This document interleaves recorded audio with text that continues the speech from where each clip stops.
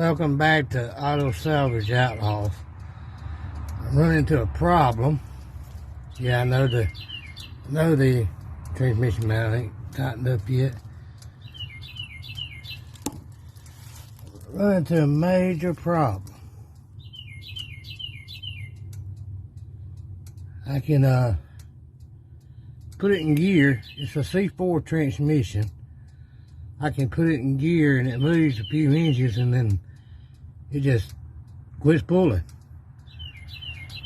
I took a chance on this transmission. It was a transmission that came in the truck, and when I originally tore the engine down because it was completely stuck, and I tried everything under the sun to get the engine unstuck, and then find out that the number 1 cylinder and number 2 cylinder was full of water. So I'm believing it had blowed head gaskets. The head gaskets on that side didn't look too healthy.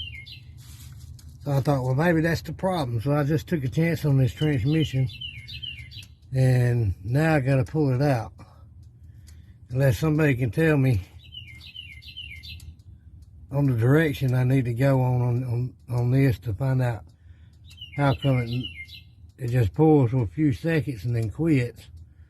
I did a filter change on it, put seals in it before I put the transmission back in the truck, because when I pulled the old engine out, I pulled the engine and transmission together.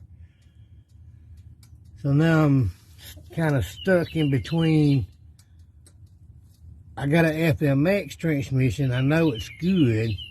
It came out behind the 351 out of the Thunderbird I took out of, and I know it's good because I tried it before I took the motor and transmission out of the Thunderbird.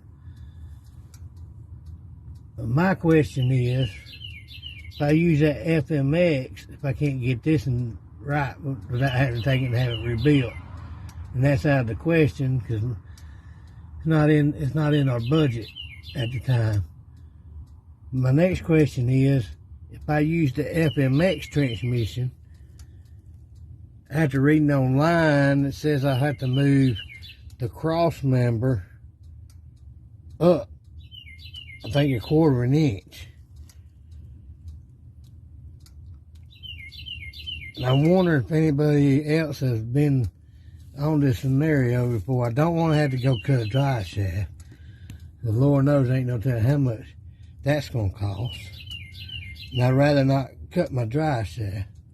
So if anybody knows, drop down in the comment section and let me know. Kind of been scratching my head. This is actually the first C4 transmission that I've ever had that did something like this. Never had a problem with them. Most of the time it's just the modulator valve, but the symptoms on it were it didn't want to change out right. But I know the symptoms on that. But anybody knows, drop it down in the comment section before I lose my mind over this thing, because sometimes the cars, you just assume to push them off the cliff somehow.